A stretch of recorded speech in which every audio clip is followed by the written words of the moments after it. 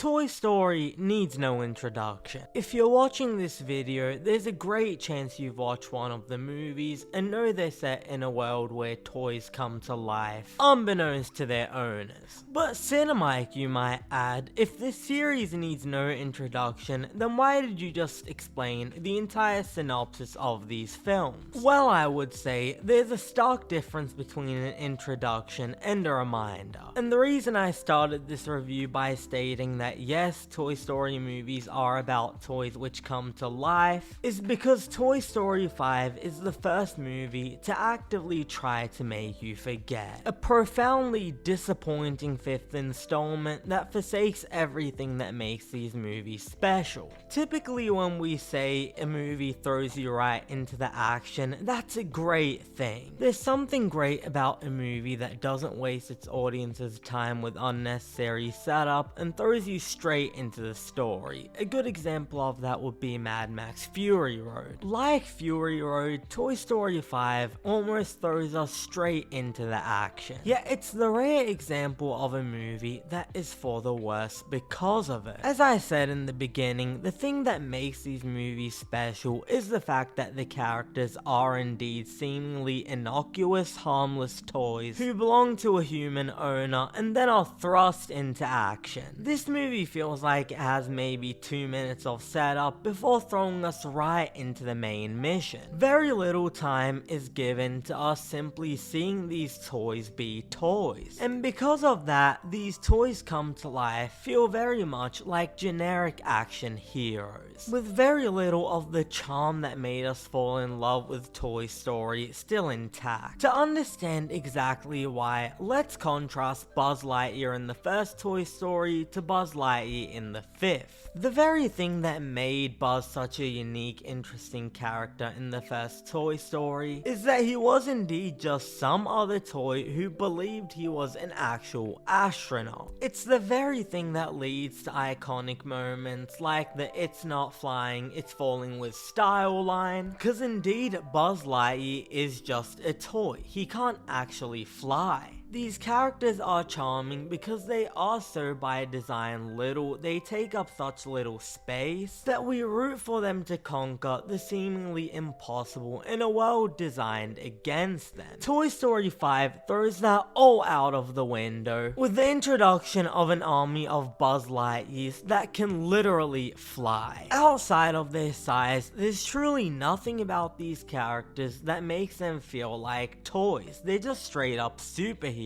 If we take Toy Story 5, the setting of a daycare center really brought out the unique synopsis of this series. Because the characters were constantly surrounded by kids in this seemingly overwhelming setting, we had to see them navigate the entire mission without getting noticed and swept up by the countless kids there. The concept of toys felt inherent to the concept of a daycare. In that respect, the carnival setting in Toy Story 4 felt like a step in the wrong direction. Yet that movie still told a story that pushed against the preconceived notions that Toy Story 4 was unnecessary. Because while Toy Story 3 provided a send-off to the toys as a collective, Toy Story 4 was the story of Woody finding his purpose. Toy Story 5 tries to accomplish a similar pivot, this time focusing on the character of Jessie. And at this point, it's just feeling like way too much. Whether or not he's your personal favorite, Woody is the face of Toy Story, so it somewhat made sense and tugged at our heartstrings to see him get a proper send-off. But to make an entire movie just to tie a bit of a neat bow around the character of Jessie, it's just unnecessary. We don't need an individual send-off for every individual Toy Story member, especially with how terrible the Lightyear movie was. I mean, what next? A Potato Head movie? In focusing on the character of Jessie, the rest of the ensemble is awfully underused. The character of Woody feels like he's there by necessity and not for purpose. And while Buzzy gets a little more to do, his superhero treatment in the movie is emblematic of some of the film's biggest problems. But there is nothing more this movie wastes than its central conceit of tech versus toys. The core theme that this film tackles is the idea of the toys discovering that their owner no longer wants to play with them in a world where kids are favoring their gadgets and iPads over their traditional action figures. That is a genuinely rich idea that could have been mined for a lot of material, but this movie is not the right one to do it. Yes, it makes the case that kids should spend less time with their gadgets and more time connecting one-to-one with people, but I mean, it's nothing we haven't heard from our own parents a million times before, and it genuinely doesn't have an interesting or new observation to make about it. Now, with this being a Toy Story movie, we have a lot of inherent connection to these characters, and we automatically project enough of that connection onto the screen for this to be a decent time. But beyond evoking my love for these characters, this movie speaks to me in the specific way it portrays how people play with their action figures. In the rare moments here where the toys are actually toys, the movie switches to a beautiful animation style that takes us into the worlds and stories created by these kids as they play with their action figures. And those moments genuinely put a smile on my face and tugged at my heartstrings more than the way more overt, emotionally manipulative moments in the film. So yes, this movie is great at reminding you of things you love. It's great at reminding you that you love playing with your action figures, and it's great at reminding you that you once loved Toy Story. That's enough for me to say I wasn't pulling my hair out while watching this movie, but it doesn't do enough to be a standalone, enjoyable movie experience. And for that, I'm giving this one a 5 out of 10. Thanks for watching. If you enjoyed this video, be sure to hit the like button and subscribe to the channel for weekly TV and movie reviews. And if you've had the chance to watch Toy Story 5, hop in the comments and let us know what you thought about it. I'm Cinemike, and I'll see you next time.